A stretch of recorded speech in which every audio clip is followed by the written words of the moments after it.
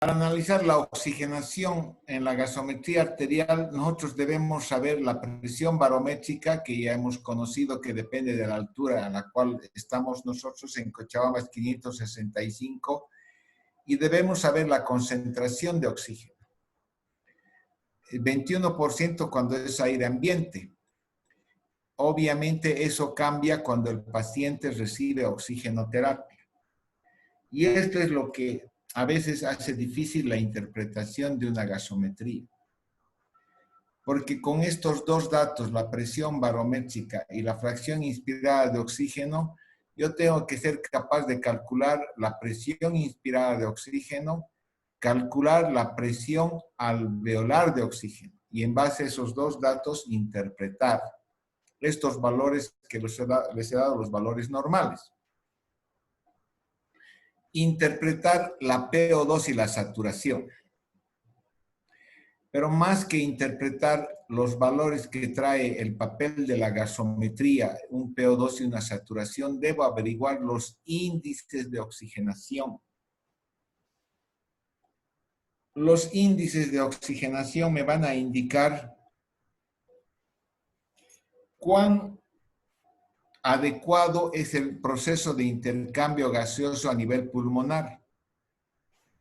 Nos van a indicar si el pulmón está funcionando adecuadamente o no. Porque bien yo puedo, si no, puedo tener una PO2 de 90, una saturación de 95%, y obviamente esos valores son incluso mucho más altos que lo normal. Y yo decir, esta persona está oxigenando, no tiene hipoxemia. Es cierto, puede que no tenga hipoxemia si yo tengo PO2 de 90. No tengo hipoxemia. Hipoxemia no hay en la sangre. Pero si esa persona está respirando una FiO2 de 50% porque recibe oxigenoterapia adicional, es posible que no tenga hipoxemia, pero los índices de oxigenación van a mostrarnos que está deteriorado esto y que existe una alteración pulmonar. Esos índices de oxigenación que yo voy a calcular conociendo la FiO2 y conociendo la presión alveolar de oxígeno, son la diferencia alveolo arterial de oxígeno, que debe ser menos de 20 milímetros de mercurio cuando respiramos aire ambiente. Puede llegar a ser hasta menos de 30, menos de 40 cuando recibimos oxigenoterapia y cuando aumenta la FiO2 que vamos respirando. O el otro índice de oxigenación es la PAFI, la relación PO2-FiO2, que es más de 300. Si nosotros vemos aquí que en Cochabamba la presión alveolar de oxígeno es 84 milímetros de mercurio, haciendo la fórmula conocida que ya les estoy diciendo. Y tengo una PO2 de 60, 84 menos de 60, voy a tener 24 de diferencia alveolo arterial de oxígeno. O si tengo 84 menos 70, voy a tener 14 milímetros de diferencia alveolo arterial de oxígeno. Entonces, ese valor de menos de 20 me indica que estoy teniendo una adecuada oxigenación. Si yo divido el valor normal de oxígeno en Cochabamba, 70, divido entre 0.21, en este momento ustedes pueden dividir. ¿Me escuchan? Sí, doctor. Dividen 70 entre 0.21, van a sacar con que este valor sale más de 330 y tantos. Entonces quiere decir que el proceso de oxigenación, el intercambio de oxigenación a nivel pulmonar es adecuado. para sacar estos índices, yo siempre tengo que sacar la presión alveolar de oxígeno. Esta fórmula es la que estamos reiterando cada vez.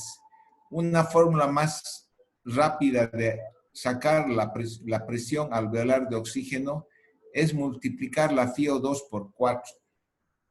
Si yo sé que la FiO2 en Cochabamba es 21% y multiplico por 4, entonces saco con que la presión alveolar de oxígeno es aproximadamente 84. Si yo estoy respirando, sin el ejemplo que hace rato dimos, si en la gasometría una persona viene con que tiene 90 de oxígeno, una PO2 de 90, una saturación de 95, y nosotros solamente interpretamos estos dos valores, vamos a determinar que esa persona no tiene hipoxemia. Y efectivamente no tiene hipoxemia porque 90 es mucho más que lo normal. Pero con certeza, si averiguamos cuánto de FiO2 recibe, y si esa persona está con una mascarilla y recibe una FiO2 de 50%, y calculamos estos índices, vamos a determinar si calculamos que recibe 50%, 50 por 4 sería 200. O sea, su presión alveolar de oxígeno aproximadamente calculada sería no de 84, sería de 200. Entonces, la diferencia alveolar arterial de oxígeno de esa persona sería 200 menos los 90, sería 110. Entonces, su diferencia alveolar arterial de oxígeno estaría mucho más alto estaría de 110, o estaría anormal. Entonces, indicaría que esta persona, a pesar de no tener hipoxemia, estamos detectando una alteración del intercambio del intercambio gaseoso de oxígeno a nivel pulmonar. Estamos detectando un problema a nivel pulmonar porque la diferencia alveolo arterial de oxígeno sería de 110. Y si calculamos la PAFI, dividimos 90 entre 0,5, vamos a determinar que esa relación PAFI es de 180. Lo normal es más de 300, ella tiene apenas 180. Entonces, al tener 180, entonces también nos está demostrando con que esta persona está dentro de la categoría de lo que se llama un daño pulmonar agudo. O sea, nosotros podemos tener valores normales de oxigenación en la sangre, podemos no tener hipoxemia en la sangre, pero si calculamos los índices de oxigenación, podemos detectar que esos valores de oxemia en la sangre no son los adecuados para la FiO2 y detectamos problemas en el pulmón secundario por la presencia de alteración de estos dos índices de oxigenación. Por lo tanto, siempre la interpretación de la oxigenación debe pasar no solamente por la interpretación de los valores en el papel de la PO2 y la saturación, sino que debemos calcular siempre los índices de oxigenación. El problema radica en que cuando hacemos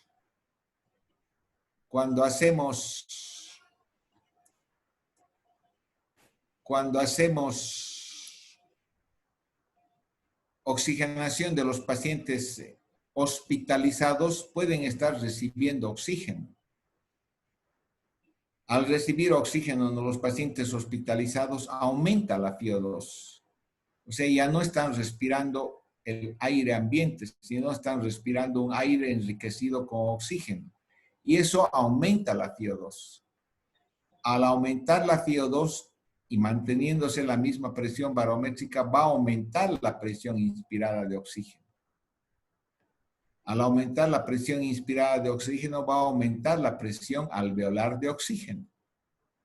Y por lo tanto, al aumentar la presión alveolar de oxígeno, va a mejorar el intercambio gaseoso, que es lo que buscamos cuando hacemos oxigenoterapia. buscamos aumentar la presión alveolar de oxígeno para que pase más oxígeno a la sangre de nuestros pacientes. Esa es la finalidad de la oxigenoterapia. La oxigenoterapia puede que nosotros, pero esto obviamente para interpretar una gasometría, nosotros tenemos que saber esto que se llama la FiO2. Porque cuando damos sistemas de oxigenoterapia, cuando es el sistema abierto, es un sistema que varía la FiO2. Cuando la oxigenoterapia es un sistema cerrado, se administra a través de un tubo endotraqueal, un ventilador mecánico. En esos casos, el ventilador mecánico tiene un control exacto de la fracción inspirada de oxígeno. O sea, yo puedo poner 50, 55, 60, 65, 45, el valor exacto que yo desee. Esto se llama sistema cerrado de oxigenoterapia. Pero eso solamente se da en lugares, en ambientes cuando el paciente está conectado a un ventilador mecánico. Los sistemas abiertos de oxigenación son los sistemas de oxigenación de uso más común que se usan en salas generales. Esos sistemas abiertos de oxigenación dependen mucho del patrón respiratorio y del reservorio natural del humano.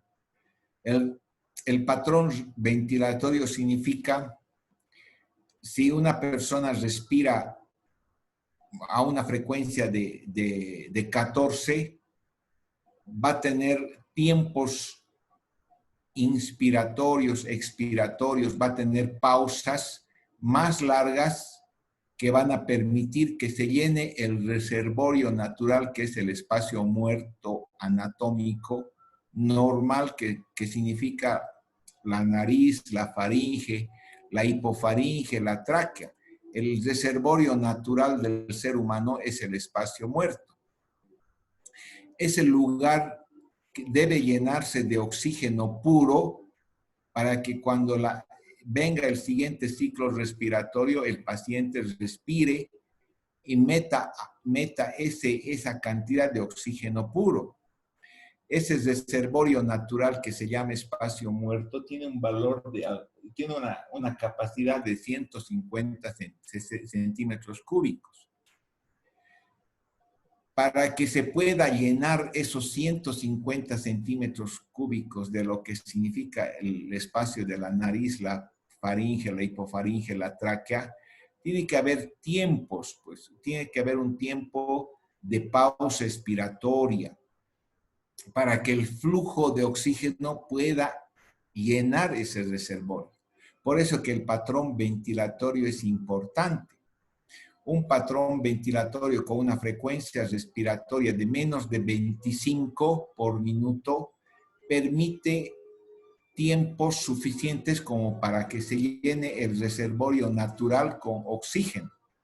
Pero patrones ventilatorios con frecuencias respiratorias de más de 30 por minuto, con una taquipnea muy importante, no permite tiempos expiratorios de pausa que no da tiempo para que el reservorio se llene de oxígeno. Por eso que estos sistemas abiertos de oxigenación no permiten un control exacto de la FiO2. Estos sistemas abiertos pueden ser de bajo flujo o de alto flujo. El alto flujo usa el sistema de Venturi, que también necesita una válvula especial que tampoco se usa frecuentemente.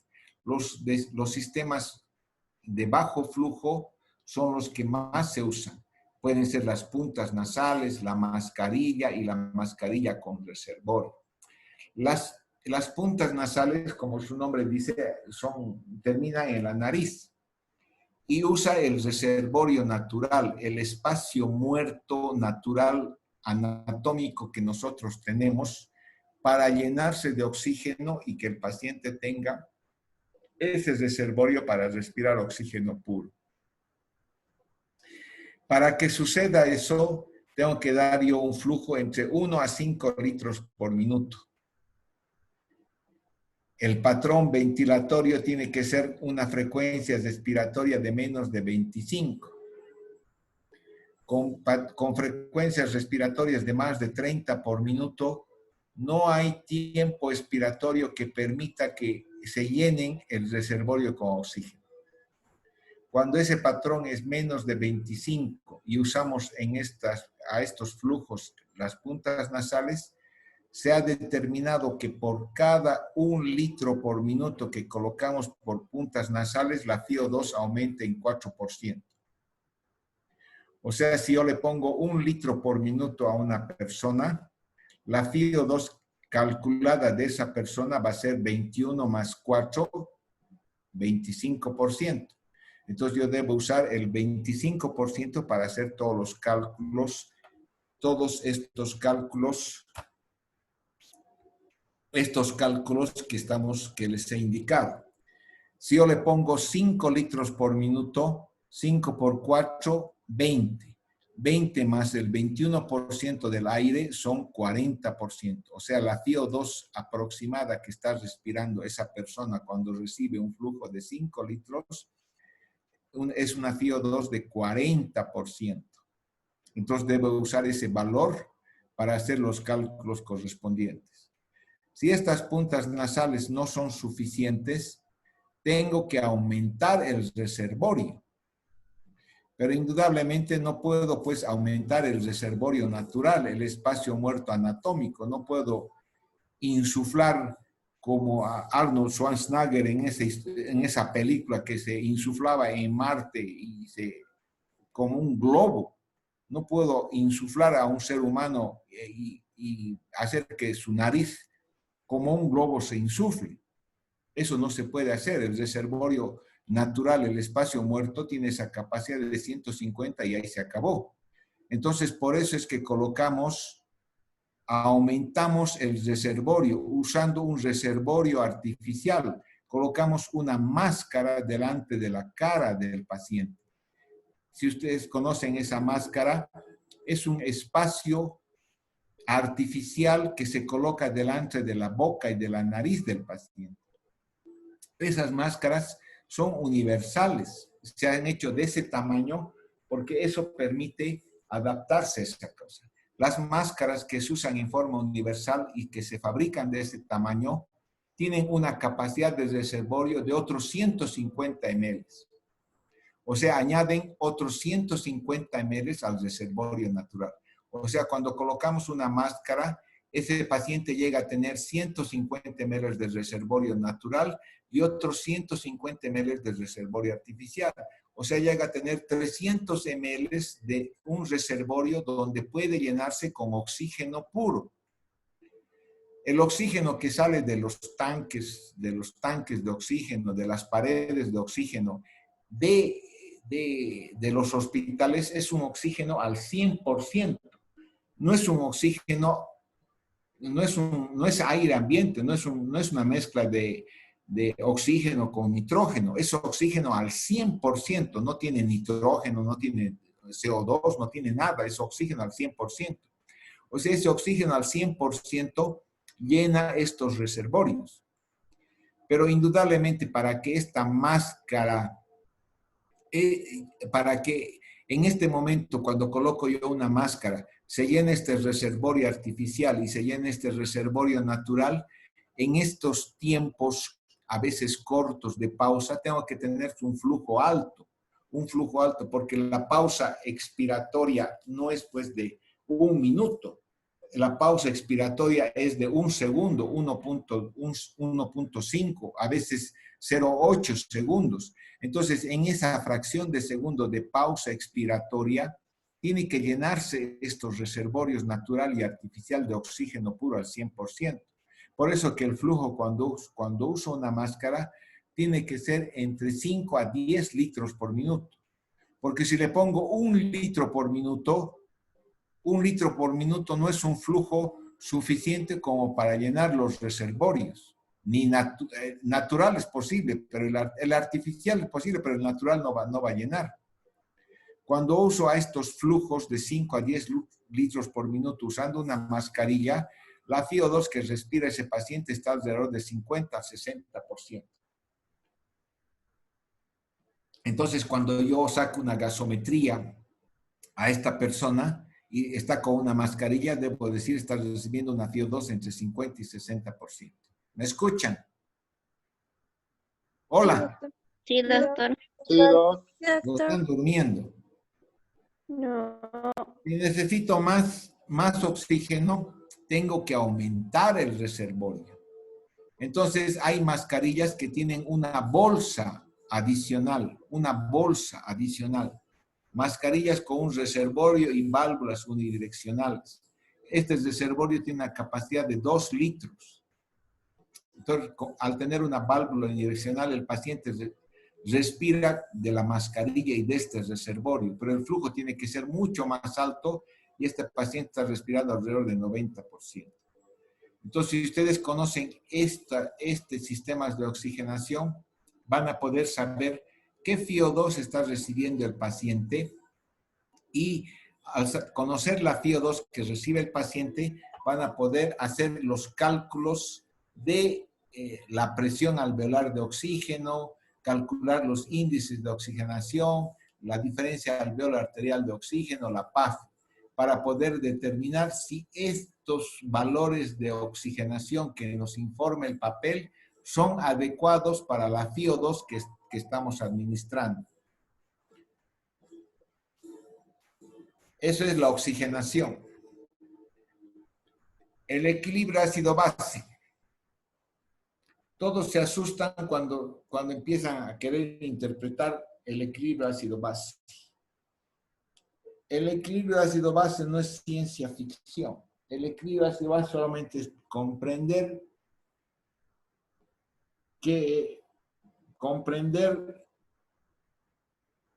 el pH y el equilibrio que es entre el ácido y la base. Hay ciertos conceptos básicos en el equilibrio ácido-base. El equilibrio ácido-base está dado por el pH, valor de 7.35 a 7.45, el PCO2, que es el componente ácido, y estos dos, que es el componente alcalino, el bicarbonato y el exceso de bases. Valores para Cochabamba a una altura de 565. El bicarbonato y el exceso de bases van juntos.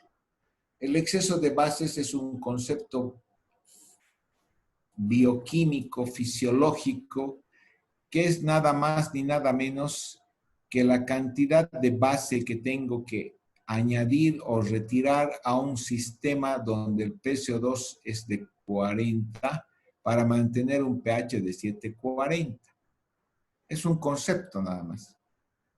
O sea, en realidad, cuando el bicarbonato está en 20, podemos decir que el exceso de bases es 0.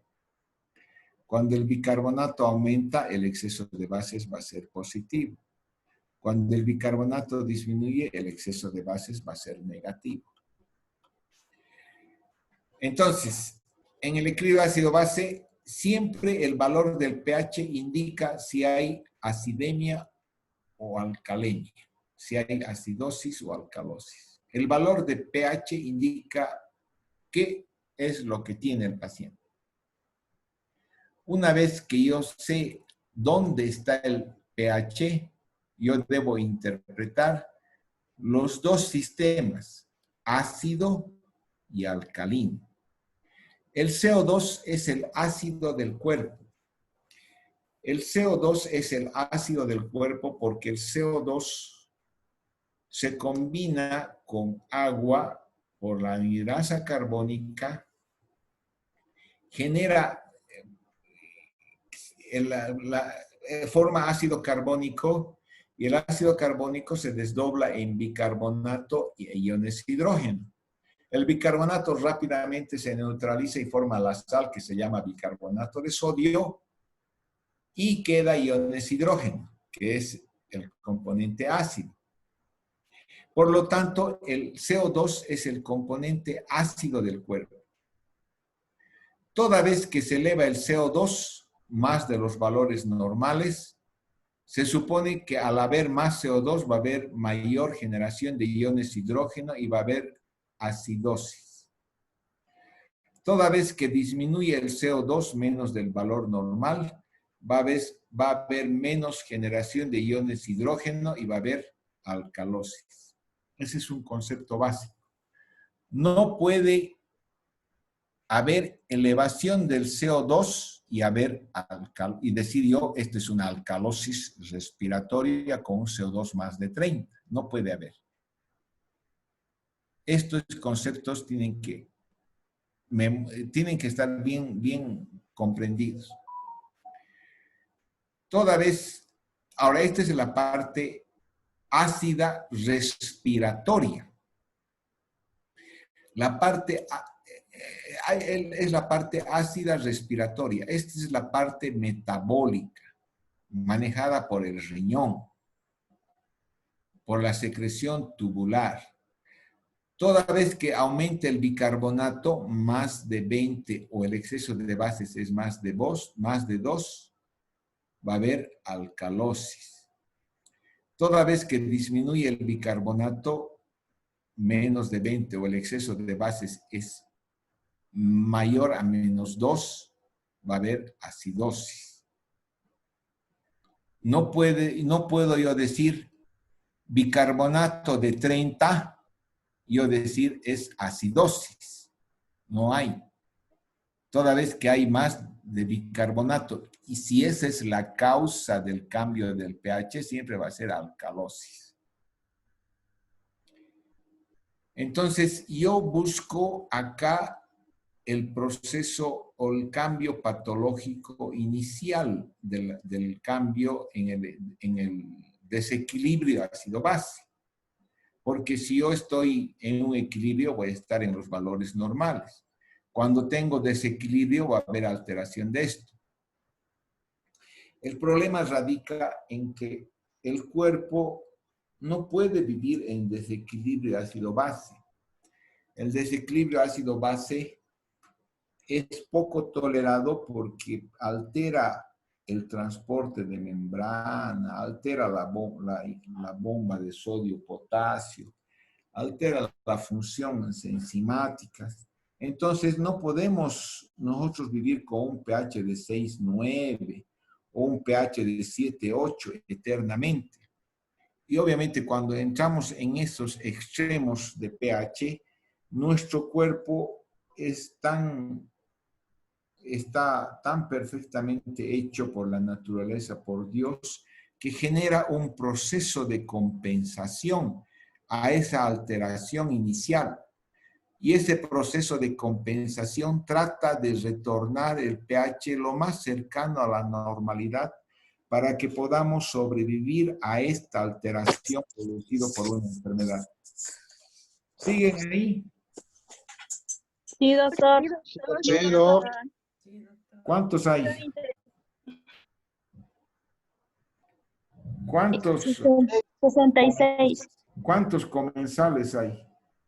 66. Si estuviera repartiendo silpancho, hubieran 120. Uy, ya, doctor, yo le entro. ¿Seguro? Entonces, si la enfermedad me produce un desequilibrio del pH, la enfermedad respiratoria o metabólica me produce un desequilibrio del pH, la naturaleza ha generado que mi mismo cuerpo genera un proceso de compensación para retornar el pH cercano a la normalidad y pueda yo tolerar esa alteración y pueda vivir hasta que pueda ir donde un médico o acabola y pueda tratar esta enfermedad. Porque de lo contrario me voy a morir. Entonces, para entender el equilibrio ácido-base, deben pensar en una balanza, donde yo tengo un pH normal, que es 740.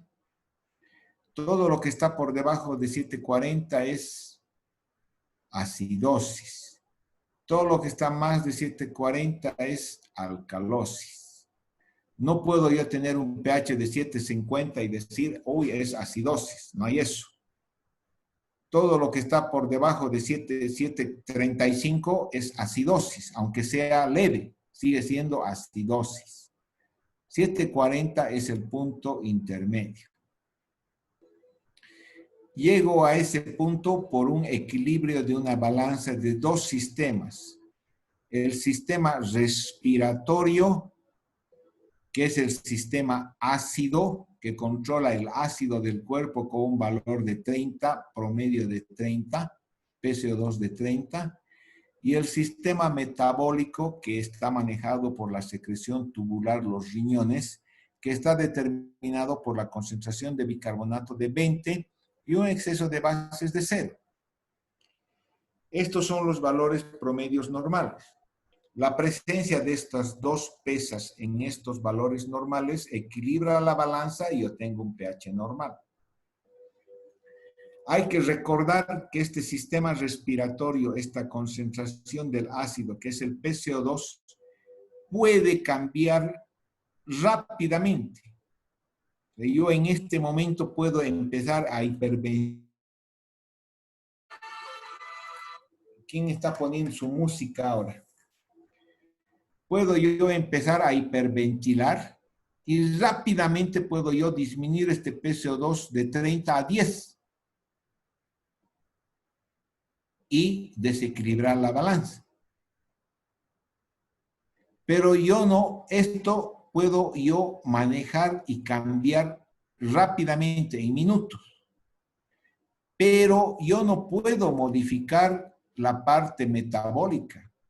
Yo no puedo decir en este momento a mis riñones excreten bicarbonato o retengan bicarbonato. Eso no sucede. Para que suceda un cambio en la parte metabólica, en la parte renal, en la secreción tubular o retención tubular de bicarbonato, tiene que pasar por lo menos 48, 72 horas. O sea, la parte metabólica no se modifica rápidamente, a diferencia de la parte respiratoria que sí se modifica rápidamente.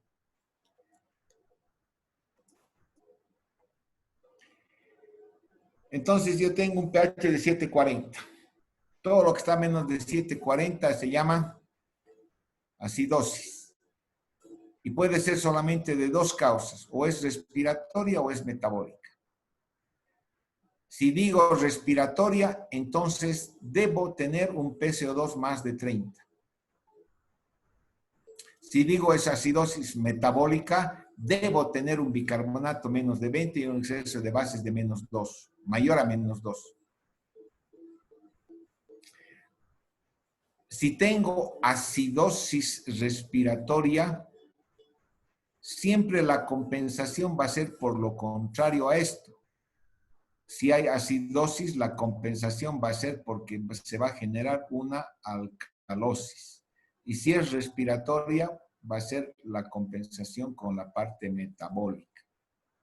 O sea, esta acidosis respiratoria se va a compensar con una elevación del bicarbonato y del exceso de bases. Si es una acidosis metabólica, la acidosis se va a compensar con una alcalosis. Y si es metabólica, indudablemente se va a compensar con una alcalosis respiratoria, que va a significar que el PCO2 tiene que estar menos de 30.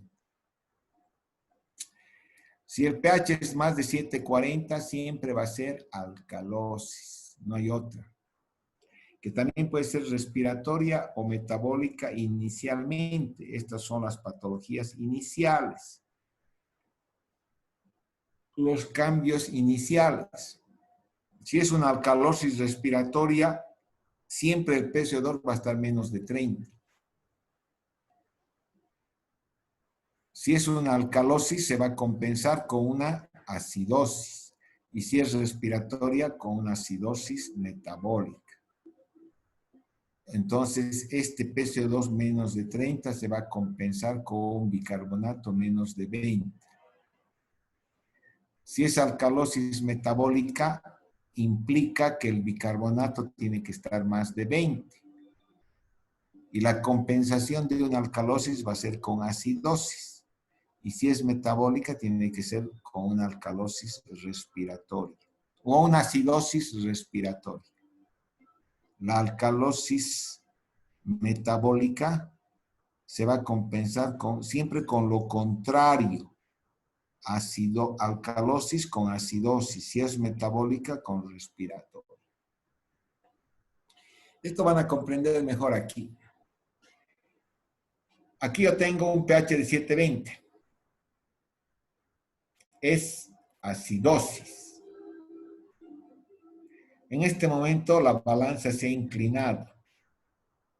Se ha inclinado porque ha aumentado la pesa del CO2. En vez de ser 30, es 60. Y eso ha desequilibrado la balanza y el pH se ha ido a 720. Obviamente, la pesa de lo que significa el bicarbonato no ha cambiado. Sigue en 20 con exceso de bases de 0.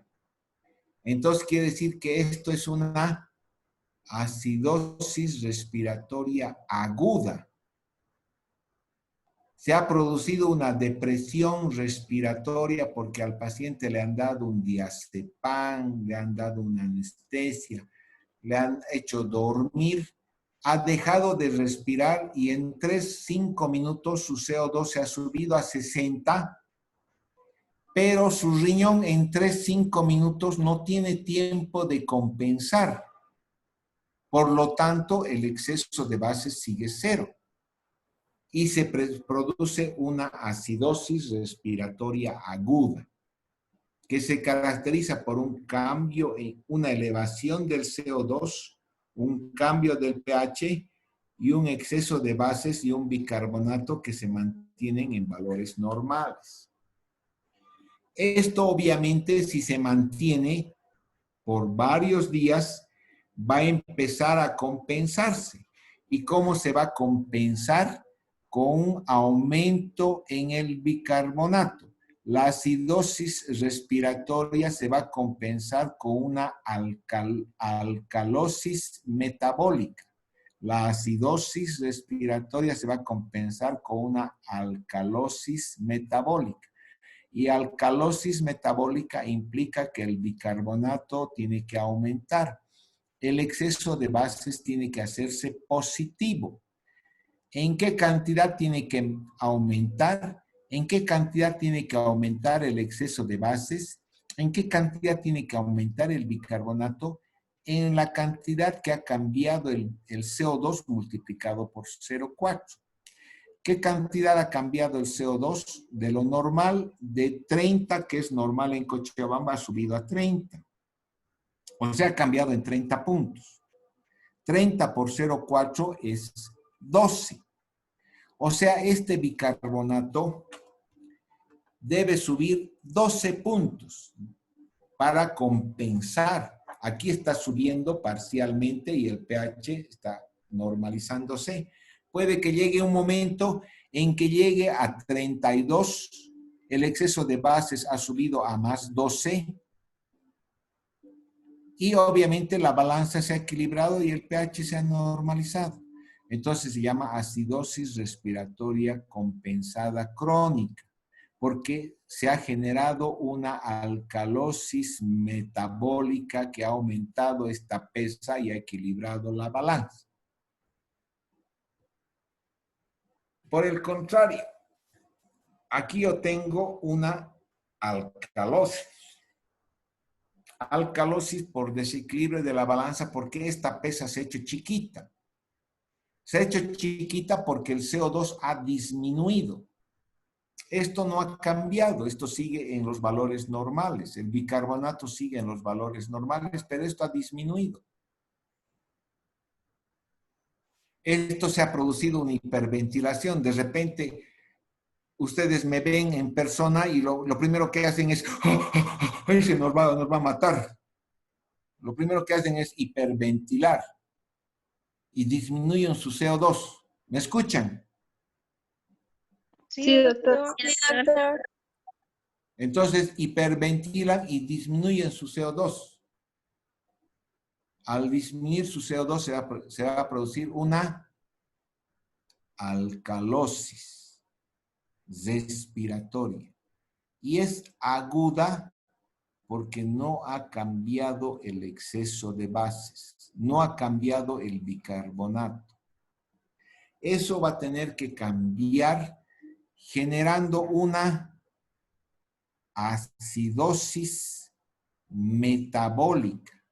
La alcalosis respiratoria tiene que compensarse con una lo contrario, con acidosis metabólica.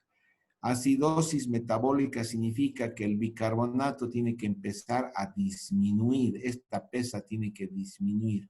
¿Disminuir en qué cantidad? En la magnitud que ha cambiado el CO2 multiplicado por 0,4. Aquí el CO2 de lo normal de 30 ha bajado a 20, ha cambiado 10.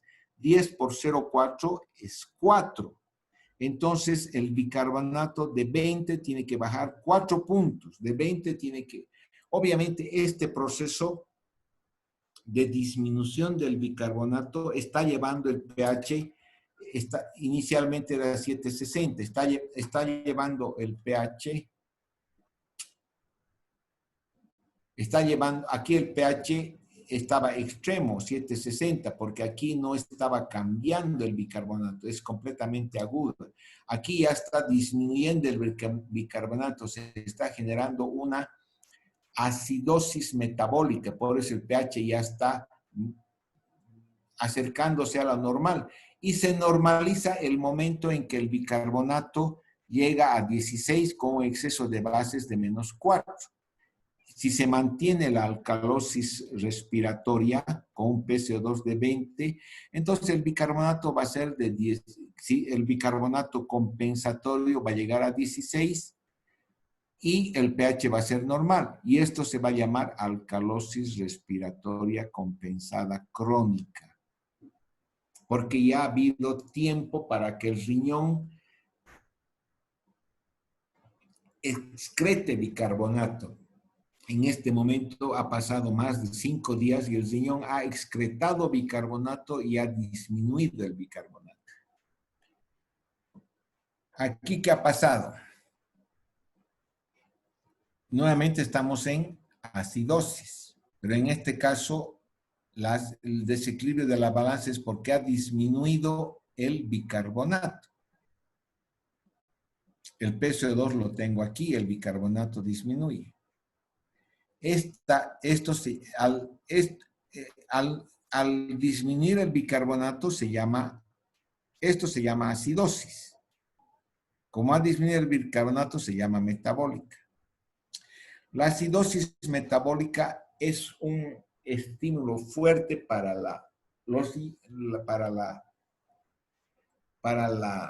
para que se estimule los quimiorreceptores y el centro respiratorio. Entonces, rápidamente esto trata de compensar la acidosis. La acidosis metabólica es uno de los trastornos del desequilibrio ácido-base que no son tolerados por el cuerpo humano y rápidamente es compensado con una alcalosis respiratoria. Esto tiene que compensarse rápidamente con una alcalosis respiratoria. Esto tiene que disminuir. ¿En qué cantidad tiene que disminuir el CO2? En la cantidad que ha cambiado el exceso de bases. Aquí el exceso de bases está -10. O sea, este CO2 tiene que bajar 10 puntos, de 30 a 20. Tiene que bajar a 20 para que sea una acidosis metabólica compensada. Rápidamente compensa eso. No hay acidosis metabólica crónica, porque el cuerpo rápidamente compensa la acidosis metabólica. Aquí obviamente tengo la alcalosis metabólica. Alcalosis metabólica implica que tengo un pH alcalino y la pesa del bicarbonato ha aumentado y se llama eso alcalosis metabólica. ¿Cómo voy a compensar yo este aumento? Ahondando esto, generando acidosis respiratoria. ¿Y en qué cantidad tengo que aumentar esto? La cantidad que ha cambiado el exceso de bases multiplicado por 0,6. 15 por 0,6 son 9 puntos. O sea que esto tiene que aumentar alrededor de 9 puntos para yo compensar. O sea, tengo que multiplicar 15 por 0,6, 9. O sea, tiene que aumentar de 30 a 39 para yo equilibrar la balanza y decir, esta es una alcalosis metabólica compensada. ¿Comprenden? Entonces, el problema radica en que a veces yo tengo procesos mixtos. Pero eso lo podemos determinar por estas fórmulas que acabamos de ver. Los conceptos son, el exceso de bases normalmente es 0. Va junto con el bicarbonato, 20. Cuando el exceso de bases sube, el bicarbonato sube. Cuando el exceso de bases disminuye, el bicarbonato disminuye. Aquí tengo el CO2.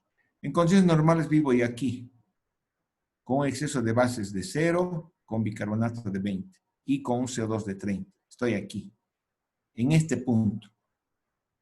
Aquí es lo normal.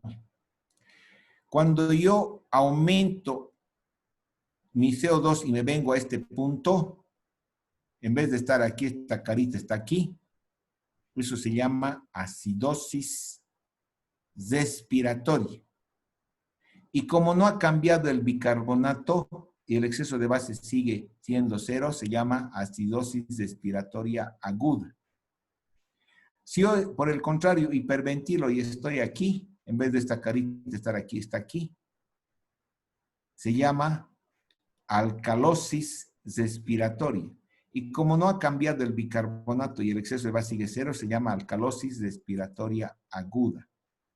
Entonces, esta es la línea de los cambios respiratorios agudos. Puedo ser acidosis o alcalosis, pero siempre el exceso de base se mantiene en 0. Por el contrario, si se produce ya puedo tener yo 60 de CO2, en vez de estar aquí, estoy aquí, 60 de CO2, en vez de estar aquí, estoy aquí, ya se ha producido un cambio en el bicarbonato. O sea, estoy en acidosis respiratoria, pero el bicarbonato ya ha aumentado. Se ha generado a esta acidosis respiratoria, se ha generado una alcalosis metabólica. O sea, que ya se ha compensado. O a esta alcalosis respiratoria, el bicarbonato ya ha disminuido, ha generado una acidosis metabólica. ¿Y en qué cantidad tiene que generar los cambios respiratorios crónicos de acidosis o de alcalosis? El cambio en el exceso de bases debe igualar al cambio en el CO2 multiplicado por 0,4. Si esos cambios no están en este rango más menos 2, existe un problema mixto de acidosis metabólica y respiratoria. En la acidosis metabólica la curva es aquí. Esto es más o menos seguido. Si la acidosis metabólica implica que el exceso de bases disminuye, el bicarbonato disminuye. Si está menos de 10, el CO2 tiene que bajar 10 puntos. De 30 tiene que bajar a 20. El cambio en el CO2 debe ser igual al cambio en el exceso de bases. Si el exceso de base está menos 10, el CO2 tiene que bajar de 30 a 10 aquí. Si no ha bajado, quiere decir que hay un proceso mixto. Si el CO2 no está aquí, si está aquí o está aquí o está allá, entonces quiere decir que hay un proceso mixto. Y para la alcalosis metabólica la curva es esta. El cambio en la alcalosis metabólica implica que el bicarbonato o el exceso de bases están elevados. 30 de bicarbonato, 10 de exceso de base, aquí. El CO2, para yo compensar esta alcalosis metabólica, tengo que elevar el CO2, tengo que aumentar el CO2 de 30, 40, 45, 50. dependiendo el valor del bicarbonato. El cambio en el CO2 debe ser igual al cambio del exceso de gas multiplicado por 0,6. Aquí debo aumentar. Si no estoy en este punto, si no estoy en esta línea de la curva y estoy aquí o estoy allá, fuera del rango, quiere decir que existe un proceso mixto. La gasometría venosa interpreta los valores de oxígeno en la sangre venosa, ya sea de la vena cava superior o de la arteria pulmonar. Se interpreta la presión venosa central de oxígeno o la saturación venosa. Es la oxigenación residual que queda en la sangre venosa luego del consumo metabólico de oxígeno en el cuerpo. Los valores normales de gasometría venosa son la saturación 70%, la presión venosa 40-45 milímetros de mercurio. Esto es lo que sucede. Normalmente nosotros tenemos un transporte de oxígeno que se llama DO2. El transporte de oxígeno, el DO2, nosotros obtenemos gracias al gasto cardíaco que tenemos en el cuerpo y tenemos el contenido arterial de oxígeno. El contenido arterial de oxígeno está dado por la hemoglobina y la saturación arterial de oxígeno. La saturación arterial de oxígeno consideramos 100%. Estos tres factores intervienen para que se genere el transporte de oxígeno, lo que mandamos de oxígeno a nuestros órganos. En nuestros órganos se produce una extracción tisular de oxígeno. Extraen nuestras células el oxígeno para que se produzca un consumo de oxígeno. Y obviamente después sale la sangre por el lado venoso. Lo que consumimos es el oxígeno, no consumimos nuestra sangre. El gasto cardíaco sigue siendo igual. No consumimos nuestra hemoglobina, no somos vampiros. La hemoglobina vuelve igual. Lo que consumimos es el oxígeno. Por lo tanto, la saturación arterial de oxígeno cambia a un valor menor. Por eso esta saturación venosa de oxígeno es de 70% y me va a reflejar cuánto de consumo de oxígeno ha habido en el cuerpo. Si esta saturación es menor de 70%, va a implicar o estoy consumiendo mucho de oxígeno aquí o le estoy dando poco de acá. Por eso es que la saturación de oxígeno refleja la oxigenación tisular. O está consumiendo mucho el oxígeno en mi cuerpo, mucho ejercicio, convulsiones, fiebre, o le estoy dando poco, estados de shock, estados de hipoxemia, shock cardiogénico, cualquier cosa. Una saturación menos de 70% indica una mala oxigenación tisular, indica una hipoxia tisular con metabolismo anaerobio. Espero que no estén así, su mente así nublada, como en una tormenta. Se acabó. Adiós, hasta luego. ¿Me entendido? Hasta luego, doctor. Gracias, doctor. Gracias, doctor. ¿Tienen preguntas?